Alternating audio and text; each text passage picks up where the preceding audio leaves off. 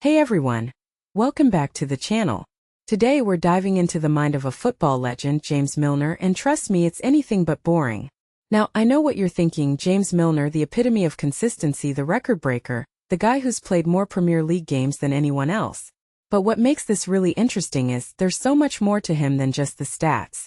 Personally, I think this interview reveals a side of Milner that many people don't realize exists. So let's break it down. First off, the hook. James Milner at 40 is still going strong, breaking records and defying expectations. But what's the secret behind his longevity? Is it just discipline and hard work? Or is there something more? I mean, if you take a step back and think about it, staying at the top level for over 2 decades is insane. This raises a deeper question.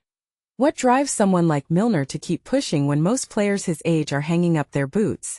Now, let's talk about his relationship with Jurgen Klopp. Milner describes Klopp as the best manager he's ever played under. And what makes this really interesting is the mutual respect and honesty they shared. In my opinion, this dynamic is rare in football. Milner mentions clashes, but they were never personal. Just two competitive individuals pushing each other to be better. A detail I find fascinating is how Klopp could be soft when you expected a rocket or vice versa. This unpredictability kept the team on their toes, and it's a masterclass in man management. What this really suggests is that Klopp's success isn't just about tactics. It's about understanding people. Another thing that immediately stands out is Milner's humility. Despite his achievements, he downplays individual accolades, focusing instead on team success. He talks about helping Manchester City and Liverpool start eras of dominance, and that's something he's genuinely proud of. From my perspective, this mindset is what sets him apart. It's not about personal glory. It's about contributing to something bigger. What many people don't realize is that this selflessness is a huge part of why he's respected across the football world. Now let's address the boring label. Milner admits it's an act, and he's embraced it with humor. But here's the thing. He's not boring at all. He's learning to play the piano, for goodness sake. This reveals a side of him that's curious, creative, and willing to challenge himself outside of football.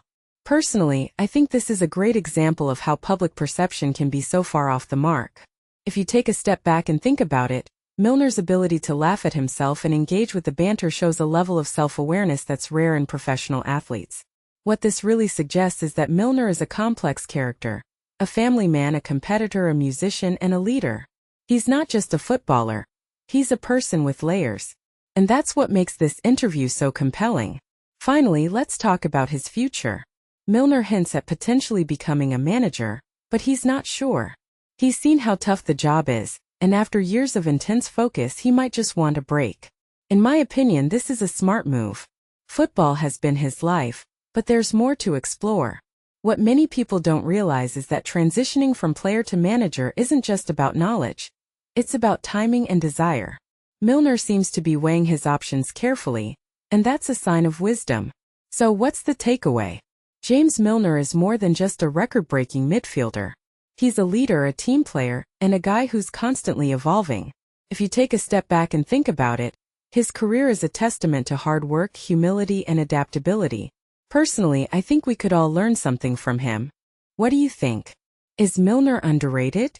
Could he make a good manager? Let me know in the comments below. And if you enjoyed this video, don't forget to like, share, and subscribe for more deep dives into the world of football. Thanks for watching.